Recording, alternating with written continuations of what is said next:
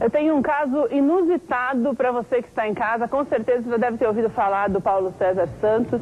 Ele é um copeiro que há 2 anos luta na justiça para provar que está vivo. É isso mesmo, nesse país acontecem umas coisas que não dá para entender. O Paulo foi atendido num hospital depois de ser baleado em 2006 e 2 anos depois ele descobriu que tinha sido dado como morto. Isso porque uma pessoa que tem o mesmo nome que ele, homônimo, morreu vítima de HIV e ele ainda por cima tenta localizar a família dessa pessoa, porque na verdade a família nem sabe que o outro morreu. É uma história bem complicada, super difícil. O Paulo está passando muitas dificuldades por conta disso, a dificuldade para arrumar emprego, para sustentar os filhos que moram com ele. Você vai conhecer a história melhor desse SBT e depois nós voltamos para falar com o Paulo e também com o Dr. José Beraldo, que é advogado dele e está ajudando neste caso. Olha só.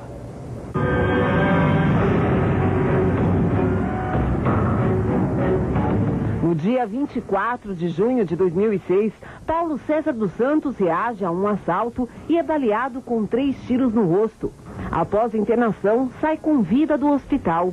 2 anos depois, em agosto de 2008, Paulo descobre, ao tentar passar em uma consulta, que morreu de tuberculose, agravado pelo vírus da AIDS, na mesma época do assalto. Vivo, o copeiro chegou a conhecer seu túmulo em um cemitério de Guarulhos, em São Paulo. Já não temos segurança, né, como aconteceu isso, e depois vem tudo isso assim, a gente fica triste. A história de horror ocorreu após um funcionário do hospital ter trocado a ficha de Paulo pela de outro paciente que realmente morreu com AIDS. Paulo chegou a entrar com uma ação judicial pedindo a anulação do seu atestado de óbito. Em maio de 2009, o juiz da 6ª Vara Civil do Fórum de Guarulhos recusa o benefício de justiça gratuita por não considerar o copeiro pobre. O processo para anular o atestado de óbito é arquivado. Em outubro de 2009, Paulo recebe os 10 meses atrasados do INSS, suspensos desde que ele foi considerado morto. Porém, greves do Judiciário e da Previdência Social atrasam as tentativas de voltar a ganhar o benefício. Paulo hoje continua morto pela lei. Significa na prática que ele perdeu o próprio direito à cidadania. Sem recursos, a família de Paulo vive de doações de parentes e vizinhos. O copeiro quer voltar a viver como todo cidadão. Paulo não tem o direito a votar, ter carteira de trabalho, ou comprar algo em uma loja, ou sequer morrer legalmente.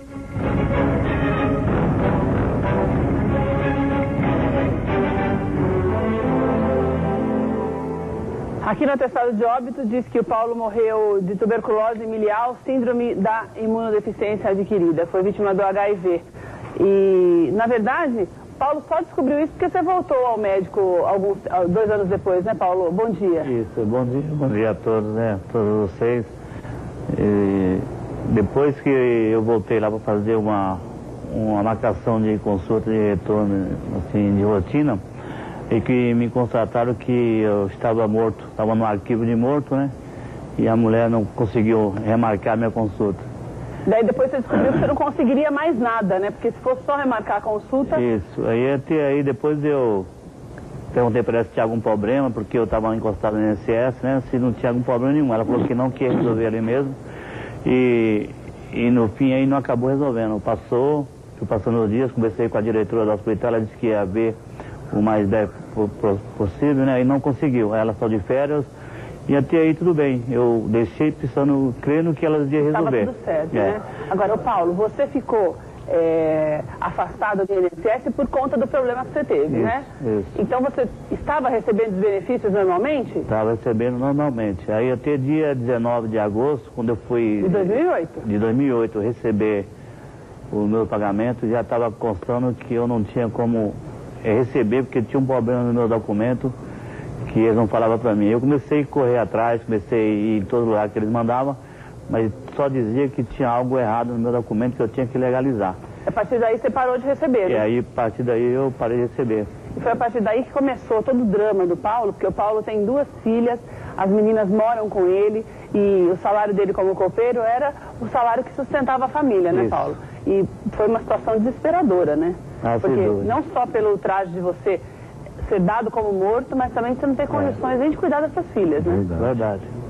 Como é que foi esse período para você, Paulo, de quando você descobriu esses 2 anos que se passaram? Como é que foi?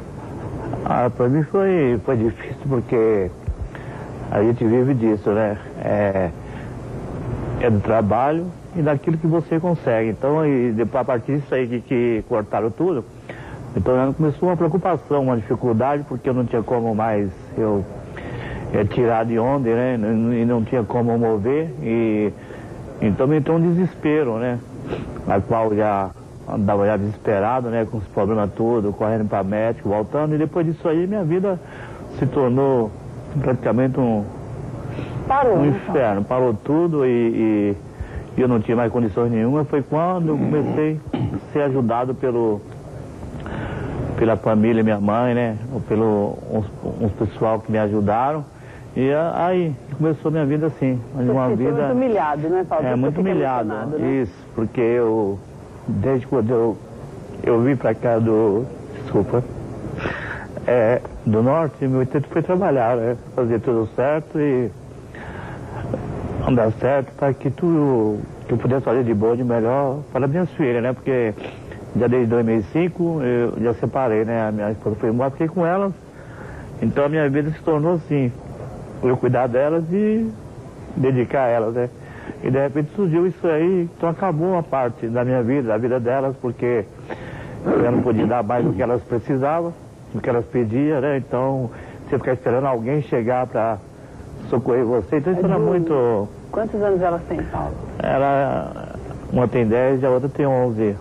Agora tem 11, né? Fazer 12. Então isso aí causou muitas coisas, causou insônia, preocupação, comecei a passar, já tinha esses problemas, não dormia, passei a tomar muito remédio controlado para ver se ia aliviando, como a teônia, né? E tudo isso aí aconteceu. E eu, quando procurei uma advogada, ela me indicou o doutor Ademar Gomes da Clemência, né? Ele pegou meu caso, né? E para me ajudar nessa situação aí. E eu esperando o fim, graças a Deus, hoje, né?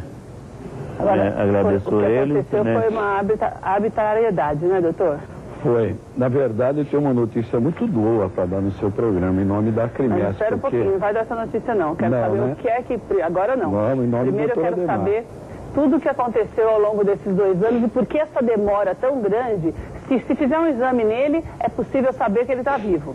Com certeza que ele não é absoluta. o que morreu. Com certeza absoluta. Por Infelizmente... que a justiça demora tanto para resolver coisas que poderiam ser tão simples, doutor? É o que todos nós indagamos nos tribunais, o Conselho Nacional de Justiça vem se voltado a isso.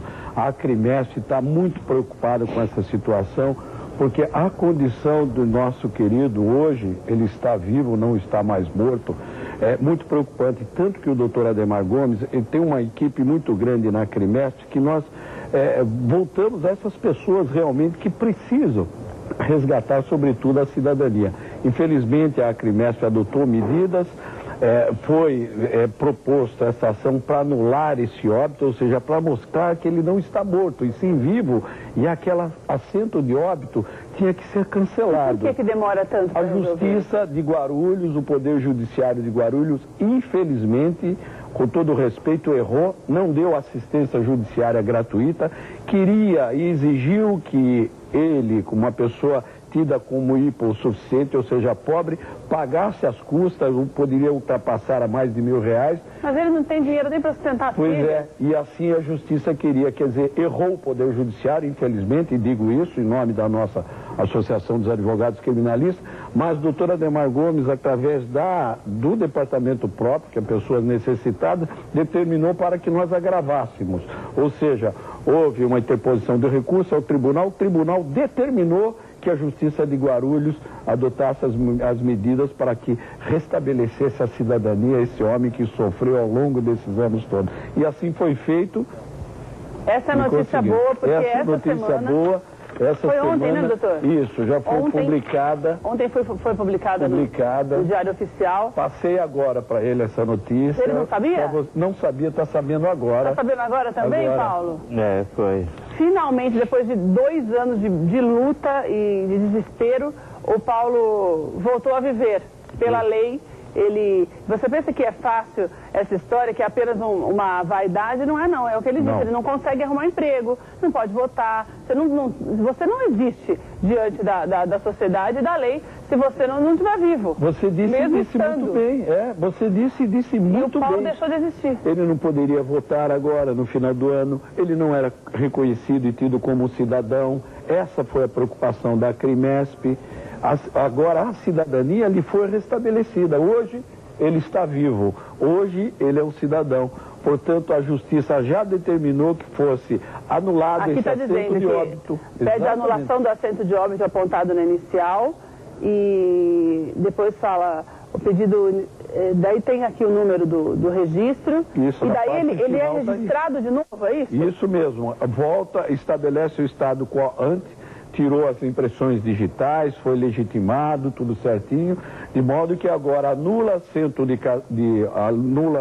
óbito, a certidão de óbito, ele não é mais tido como morto. A justiça determina que o cartório de registro civil proceda a essa baixa, ou seja, vale a certidão de nascimento, vale a certidão de casamento. Hoje ele está vivo, hoje ele é um cidadão que pode exercer na plenitude a sua cidadania e buscar até danos morais amanhã ou depois contra o próprio hospital e contra a própria inércia do Estado, porque todos erraram. E graças à Crimesp ele foi. Sem dúvida. Agora, a minha pergunta é, e a pessoa que morreu? Como é que fica essa história?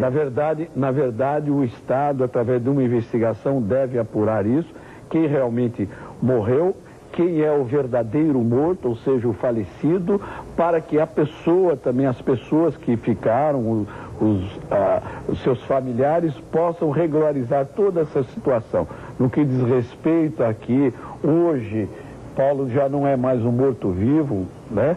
Ele está com a sua cidadania resgatada, foi resgatada na plenitude pela Crimesp, tanto que ela iniciou tudo, depois se engajou no processo o Ministério Público de Guarulhos, mas tudo foi iniciado pela Associação dos Advogados Criminalistas, de modo que está sanado.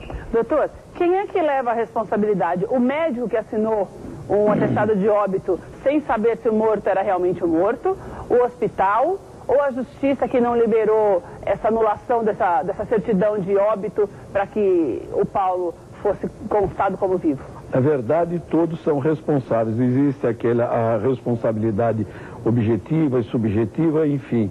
O médico, hospital, por exemplo, justiça, o médico também poderá ser responsabilizado porque ele assinou um atestado, uma certidão de óbito, sem tomar conhecimento, sem saber realmente a realidade sobre os fatos. Na verdade, ele seria o maior responsável. Não tenha dúvida. Né, agora, o porque ele assinou. Exato. Se ele não tivesse assinado, o Paulo não teria passado por todo esse transtorno. Mas isso também é a negligência do hospital e a negligência do próprio Estado. Agora, principalmente o hospital, por ter permitido que tudo isso acontecesse, por ter permitido esse trauma, essas chagas, porque houve um sofrimento muito grande. Imagina uma pessoa que tem um dano no patrimônio, uma perda de um documento, já fica transtornada. Imagina ele, reconhecido, sendo motivo de chacotas, sendo motivo até de zombaria, entristecido, um homem que não dormia.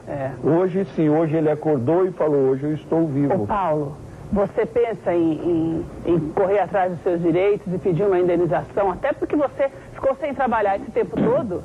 Você é um trabalhador, você mesmo contando que veio para cá para ter uma vida melhor, dar uma vida melhor para suas filhas. Você não conseguiu emprego nesse período, então